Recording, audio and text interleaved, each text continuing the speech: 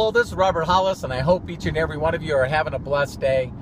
This video that I want to share with you here today is all about money. Now, I know money doesn't buy happiness, and for those of you that have seen some of my videos, you know, you always hear that money doesn't buy happiness, but I just want to share one thought with you. Neither does poverty. And one of the things that I learned, you know, as becoming a mechanic, and then I started hanging around extremely successful people, is that, you know, psychology, what you think, and your philosophy, like Jim Rohn says, your psychology is 80% of how to be successful. So if all of a sudden you got all kinds of thoughts in your mind that have been put in there from the time that you've been a small child, you know, now you go out there and you learn the mechanics. You learn exactly what to do to become successful, but yet you have these limiting thoughts in your mind that stop you from being successful. And I'll share a few with you because I believe they're pretty funny. You know, I grew up in a very, very, very poor family. You know, that classic thing where you grow up on the wrong side of the road, wrong side of the railroad tracks. And, you know, really simply, I was just, every time I needed money for something, you know, I always heard that, you know, excuse me, there's a guy trying to block me in here. So,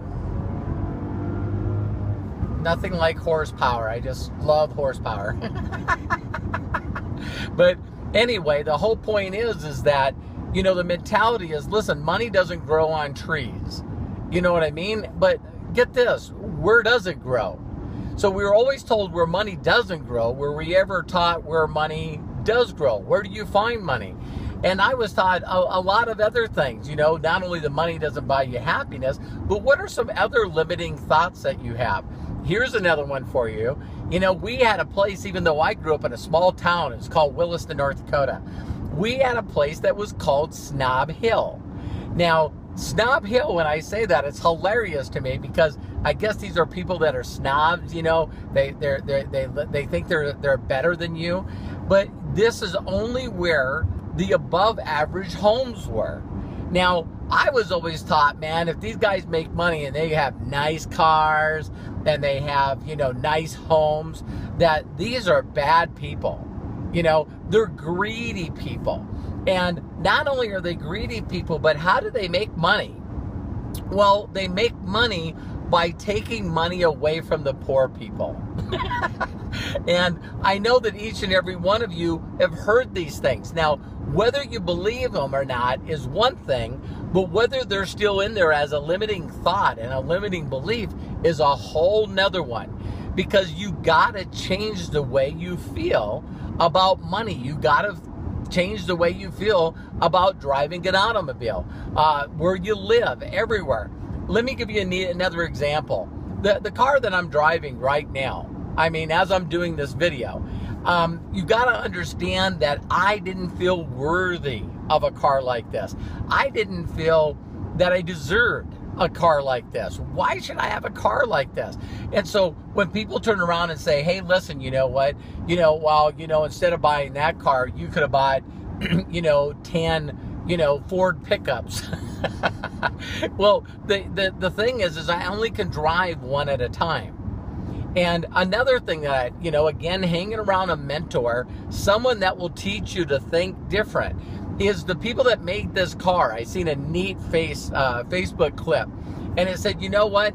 It only takes, you know, 30 hours or something like that to build a Toyota. It takes 3,000 hours to build this car, you know, a Rolls-Royce Ghost. And, you know, you sit there and you think about it and you go, wow, you know, well, I don't want to buy an expensive car like that because, you know, I could use the money to buy other things. Well, what if you had enough money not only to give to charity, but you also had the money to buy other things? So we always put ourselves in these limiting situations where if we buy this, then we can't buy that. Or if we do have a nice home, or do go on nice vacations, or do turn around and do, you know, something totally different, then guess what? We're not in a position that we could turn around and give to charity. And, you know, so I just want you to really, really think about some of the things that you've always thought about that, you know, don't want to get a speeding ticket here, is I want you to really think about some of the things that we were told, that we were, you know, shared with people. So here's another thing. I want you to understand this, that, and again, please, I'm not bragging in any way, shape, or form. But, you know, when I got this car, I'll tell you what, it was an accomplishment. I know that some people may not like that, but you know, it's a human need in each one of us to be recognized, to be significant, to feel like we did some kind of achievement, one way or another. So all of a sudden, you know, when you're in a position where you go out there and you work hard, and it might be a new suit, it might be a new dress, it might be a nice pair of shoes, or maybe a handbag. You know, who knows what it is? But, you know, when you get to buy something that's above average, I feel an incredible sense of accomplishment. And it makes me feel good. Not only that, but it actually makes your mind go, wow, the hard work, the sacrifice, the stuff that I put in to being above average was worth it. Now, what's really unique about the profession that I'm involved in is that, you know, the only way that I can make a lot of money is by helping people like you. I got to not only help you, you know, understand that there's a higher standard that you can set for yourself. There's better things that you can have for yourself. You can give to charity. You can do it all. You can have nice cars. You can have, you know, nice homes. You can go on nice vacations. And the joy of giving. Imagine getting a new car for your parents and giving them, how about giving your spouse, your significant other, a brand new vehicle? You know, my wife's vehicle is newer than this one. And, you know, it's neat. You know, they're reliable, and that's really important.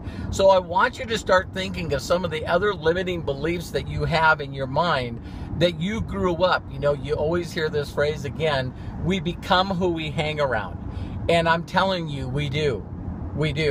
And so, you know, I know for a fact that when I'm driving around in this car, you know, a brand new Rolls-Royce Ghost, you know, I'm constantly still listening to audios, you know, plugged into my iPhone or my iPad, iPod, you know, they all hook up now electronically to, you know, these devices. And here I can just go out there very simply and listen, constantly putting new thoughts in my mind, thinking different, learning a new psychology, learning a new belief of thinking so that I can be successful. And so, you know, I'm always going to want to give more to charity. And I love helping people. I just flat out love helping people. So for that reason, I know for a fact that I will always be trying to help people in every way, shape, or form. So that just means the more I help people, the more successful I become, the more money that I can give to charity. And it's, again, a different way of thinking.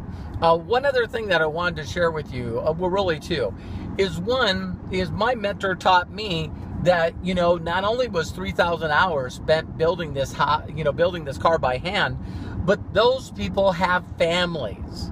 See, when Rolls-Royce was started, you know, they have families. So those families, the people that work on these cars, you know, they have children, they have grandchildren. So if people are making things like this and making incredible cars and boats and Harleys and all kinds of neat things, then why not be in the mental position to not only, you know, get things that other people are making, but also helping them keep their job, helping them feed their families. Just another way of thinking.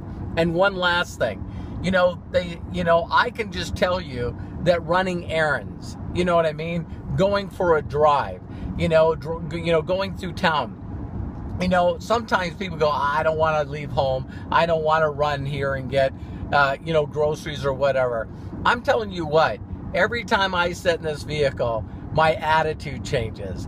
Every time I get in this vehicle when I'm driving it, I call them, ghost moments, Rolls-Royce moments. Because people will slow down in front of me because they see me in their rear view mirror and they'll pull over so they can get a shot and a look at the car as I go by. They give me thumbs up. You know what I mean? It's so encouraging. They'll speed up to get a look at the car. And you know what? I was that kind of guy. I was that kind of person. So, driving a vehicle like this, knowing that you can set your goals high. Believe it or not, my first goal for a vehicle was just a reliable car.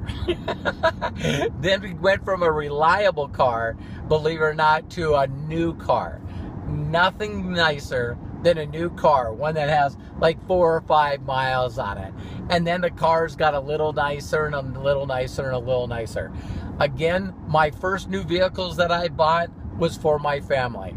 I always wanted my wife in a reliable vehicle that she felt good in for supporting me all these years.